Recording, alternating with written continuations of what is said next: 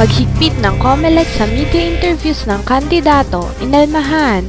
Para naman sa ating breaking news, 125 pesos wage hike sa Luzon, approved sa committee level. Live mula sa bulwagang pambalitaan ng Bulacan State University. Narito sila Edeline Macorol at Maria Victoria Santiago. Magandang umaga sa inyong lahat! Ako si Edeline Macorol at ako naman si Maria Victoria Santiago at ito ang TV Patrol News. Pag-repeat ng COMELEC sa media interviews ng kandidato, inalmahan mula sa Commission on Elections, Palacio de Gobernador. Narito si Eddie nag-uulat. Eddie? Pinalaga ng isang mambabatas ang patakaran ng Commission on Elections o COMELEC na kailangan magpaalam muna ang mga kandidato sa kanila bago magpa-interview sa TV at radyo. Ayon kay Bayan Muna Party List Representative Teddy Casino, bagamat tama ang desisyon ng COMELEC na limitahan ang political ads ng mga kandidato, pumalpak naman umano ang komisyon sa kanilang direktiba sa mga kandidato na magpaalam muna sila bago magpa-interview sa broadcast media. This favored moneyed politicians with TV and radio ads. Pahayag ni Casino kaya dapat umanong bawiin ng COMELEC ang patakarang ito dahil dehado umano rito ang mga mahirap na kandidato. Sinabi ni Casino na tanging mga ganitong uri ng interview umano nakababawi ang mga mahirap na kandidato dahil walang perang pambayad ang mga ito ng mahal na political ads sa TV at radyo, subalit ipinagkakait pa ito ng COMELEC. Mula sa Palacio del Gobernador, Edeline Macorol nag-uulat. Breaking news, 125 pesos wage hike sa Luzon, approved sa committee level. Ito ay susunod matapos ang ilang paalala. I use it para malaman kung ano ang uso. Para magpatawa. Mas mabilis na nalalaman ng mga tao kung saan sila dapat dumaan. Sa internet, madaling tumulong, pero madali ring manira at mamerwisyo. Madali ring makasakit ng ibang tao. Mas madaling magpakalat ng maling impormasyon. At madaling makasira ng buhay. Idineklara ng UN na basic human right ang internet access. Pero dapat alam din natin ang basic do's and don'ts sa paggamit ng social media tulad ng Facebook at Twitter. Think before you click.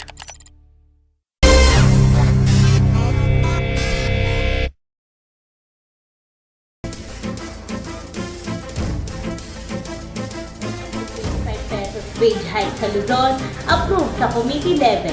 Mula sa Department of Labor and Employment, narito si Mavi nag-uulat.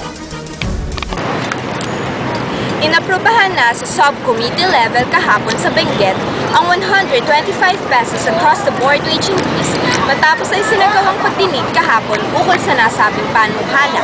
Ito ang kinumpirma kahapon ni Kabataan Party List Representative Raymond Mong Palatino kahapon nakabilang sa 4 na mambabatas na nanguna sa Luzon hearing sa nasabing panukalang batas. Ang nasabing pagdinig ang pinakahuling nationwide public hearing na isinagawa ng House Labor Subcommittee na pinamunuan ni Benguet Representative Ronald Cosolan kahapon sa isang hotel sa nasabing lalawigan. Bukod kina Cosolan at Palatino, dumalo rin sa pagdinig ang chairman ng House Committee on Labor na si Northern Samar Representative Emil Ong, kung saan siya umano ang mismong naghain ng mosyon para aprubahan na ang nasabing panukala. Dahil dito, may pag-asa ng madagdagan ang sahod ng lahat ng uri ng manggagawa sa pribadong sektor sa buong bansa ng 125 pesos kada araw mula sa kasalukuyan nilang sinasahod. Samantala, matatanggap na ng mga minimum wage earners sa Region 40 o Mimaropa ang aumento sa sahod sa katapusan ng kasalukuyang buwan. Alinsunod sa Wage Order No. 6 na inaprubahan ng Regional Tripartite Wages and Productivity Board, umaabot sa 5 pesos hanggang 66 pesos ang dagdag sa sahod ng mga manggagawang kumikita ng minimum mula sa Oriental at Occidental Mindoro, Marinduque, Romblon at Palawan. Mula sa Department of Labor and Employment, ako si Maria Victoria Santiago, nag-uulat. Mahigit sa 200 na sugatan. Labing isa rito ay mga kurap, naging mas kurap pa. Kahit 3 piso nang inirollback sa gasolina at Tuloy na ang pagtataas ng presyo ng dahil sa pagtaas ng tubig baha. ceasefire sa ngayon o all-out war na laban sa MI. Magpapatrol ako! Papatrol ako! Bayan mo, ipatrol mo! Kaya ang pinakamalawak at pinakamalaking news organization ay makakasama ng sambayanang Pilipino para magbantay. The impact of the global financial crisis. Report ng ating Radyo Patrol. Meron tayong update Inlayo na pa ang nagastos Ilocos Norte. Para sa Europe News Bureau, Danny Buena. Sa dami ng problema, dapat mas marami ang nagbabantay. Bayan mo, ipatrol mo! Narito ang ilang mamamayan na nagbigay ng opinyon tungkol sa tanong na ano ang magiging problema sa darating na eleksyon. Sa pananaw nila, ganun yon. Pero dun sa mga taong nandoon mismo sa presinto at mismong nagsiserve dun sa mga boboto, maraming mga problema ang hindi nakikita ng COMELEC. Isa na dun, yung hindi pa rin na-address hanggang sa ngayon, kumbaga yung talaga yung mahaba ang pila talaga sa polling stations. Siguro ang magiging problema niya kung magkakaroon nasa bagong manunungkulan.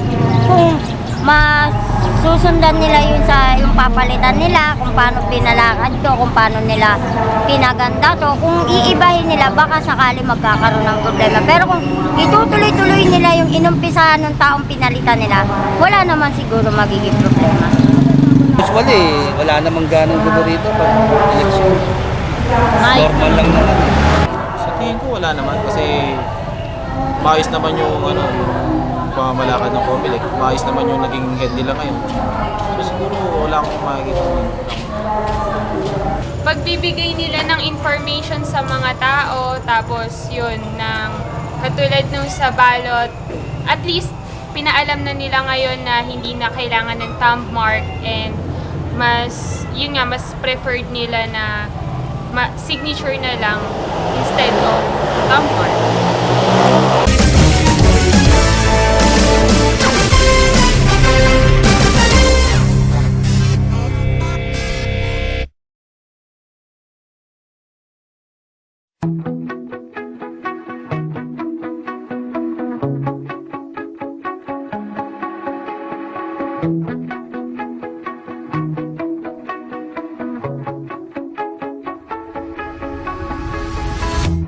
You shout it out, but I can't hear a word you say. Hindi basta-basta ang paggawa ng video na ito dahil ang bawat detalye ay aming pinag-isipan. Simula sa venue, sa balita, at pati na rin sa mga kagamitan na aming kinakailangan. Una't ang camera. Halos 3 camera ang aming ginamit.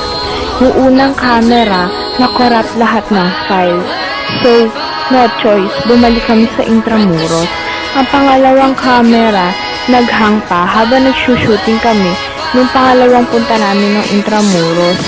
So, pumunta pa kaming SM Manila nun para lang bumili ng battery. At nilakad lang namin yun mula Intramuros. At pangatlo, nung naghang na siya talaga, yung pangalawang camera, yung ikatlong camera ay kinuha ko doon sa hotel na pinagtatrabahuhan ng kapatid ko. Total, meron pa kaming isang camera na nandoon sa dorm ni Kuya. Kinuha ko dahil nandun lang naman siya sa hotel malapit sa Intramuros. So, ayun. So, nag-shooting na kami. Marami kaming mga problema na na-encounter habang nag-shooting tulad ng pag-akyat sa Baluarte de San Andres sa Intramuros para lang magkaroon ng magandang anggulo para makita ang Department of Labor and Employment na sign sa itaas ng building na ito. Umakyat talaga kami. Tapos nun, naglakad kami ng 3 kanto papunta sa COMELEC, sa Palacio del Gobernador. Noong una naming shooting, pinagbawalan pa kami ng mga guard nito na magkaroon ng shooting sa harap nito. So, nag-shooting kami sa tapat nito, sa tapat na Manila City.